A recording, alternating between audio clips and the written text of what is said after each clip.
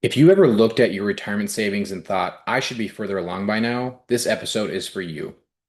Welcome back to Money Not Math, where we simplify the financial conversation so you can make better decisions with confidence. I'm glad you're here because today's episode isn't really about numbers, it's about mindset and how the way you think about retirement can either motivate you or completely drain you. We're going to connect retirement planning with a powerful concept from Dan Sullivan and Dr. Benjamin Hardy called the gap and the gain. If you've ever thought, I should be further along by now, this episode is definitely for you. Most people don't feel behind in retirement planning because they're irresponsible. They feel behind because they're measuring progress the wrong way. We see this all the time, especially with successful empty nesters. Good careers, good incomes, decent savings, and yet they think things like, I'm not where I should be. Other people are doing better.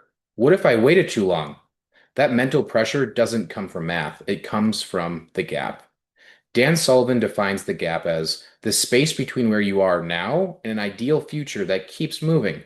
In retirement planning, the gap sounds like this. I wanted to retire at 60, but now it's 65. I thought I'd have more saved by now. The market should have done better.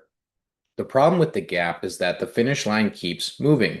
No matter how much progress you make, you feel behind because you're always measuring against a future that hasn't happened yet. The opposite mindset is the gain. The gain measures progress by looking backward from where you started to where you are now.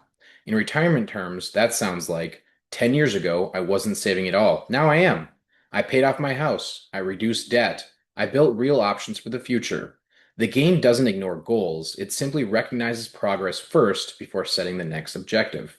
Here's where this becomes powerful. When people live in the gap, they often delay decisions, avoid looking at accounts, overreact to market headlines, chase returns out of fear. But when people operate from the gain, they tend to make clearer decisions, stay consistent, ask better questions, build plans instead of reacting. Retirement planning works best when it's intentional, not emotional. Let's say someone has $750,000 saved. In the gap, they think that's not enough. I should be over a million.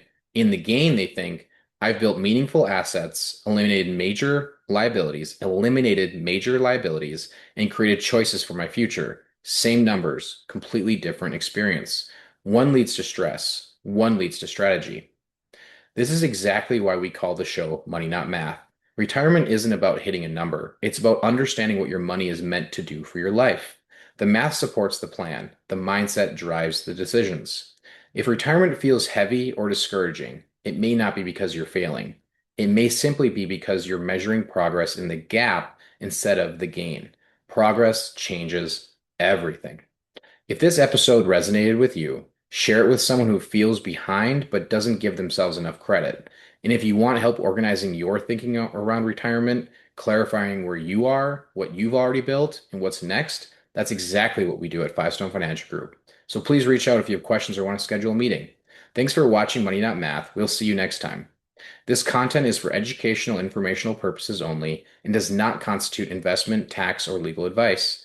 Five Stone Financial Group does not provide specific investment recommendations in this video. Please consult a qualified professional regarding your individual situation. Thanks again for your time and have a great day. Bye.